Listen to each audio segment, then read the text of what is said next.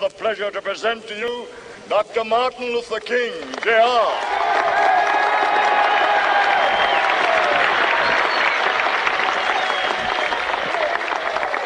I am happy to join with you today in what will go down in history as the greatest demonstration for freedom in the history of our nation.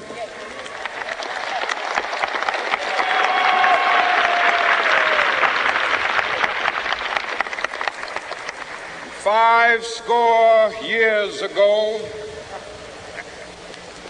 a great American in whose symbolic shadow we stand today signed the Emancipation Proclamation.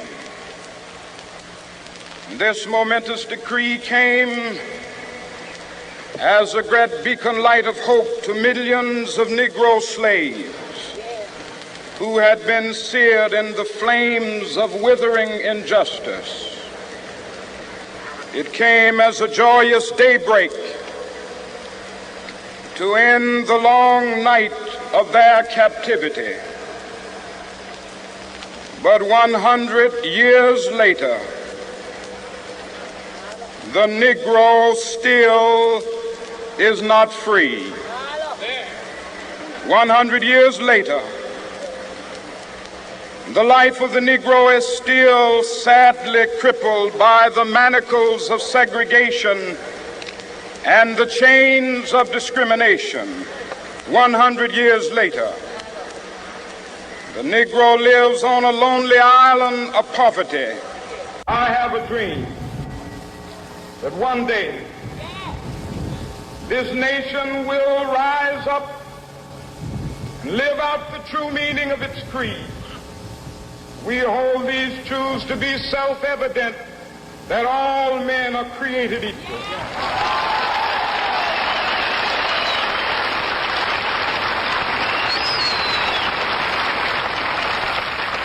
I have a dream that one day on the red hills of Georgia, the sons of former slaves and the sons of former slave owners will they be able to sit down together at the table of brotherhood. I have a dream that one day, even the state of Mississippi, a state sweltering with the heat of injustice, sweltering with the heat of oppression, will be transformed into an oasis of freedom and justice. I have a dream.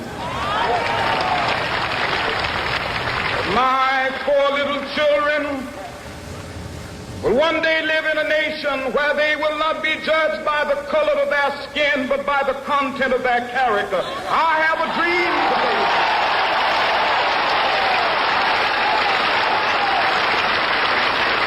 I have a dream that one day, down in Alabama with its vicious racists, with its governor having his lips dripping with the words of interposition and nullification. One day right there in Alabama, little black boys and black girls will be able to join hands with little white boys and white girls as sisters and brothers. I have a dream today.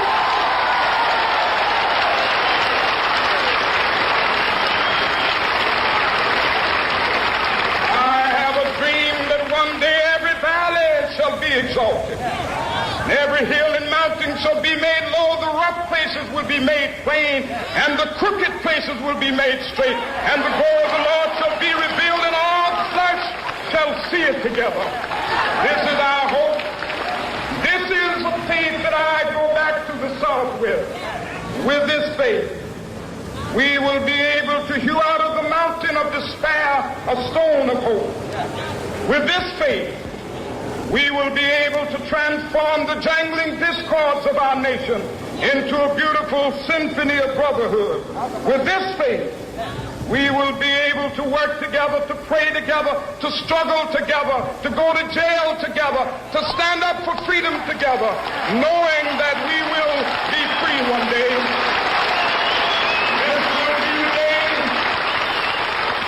This will be the day when all of God to sing with new meaning, my country, tears of thee. Sweet land of liberty, of thee I sing. Land where my fathers died, land of the pilgrim's pride. From every mountainside, let freedom ring. And if America is to be a great nation, this must become true. And so let freedom ring.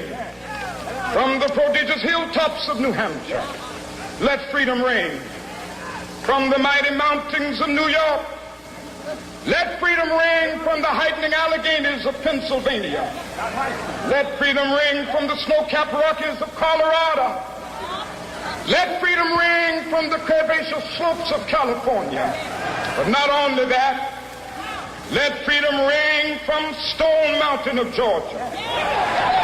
Let freedom ring from Lookout Mountain of Tennessee. Let freedom ring from every hill and molehill of Mississippi, from every mountainside. Let freedom ring, and when it happens,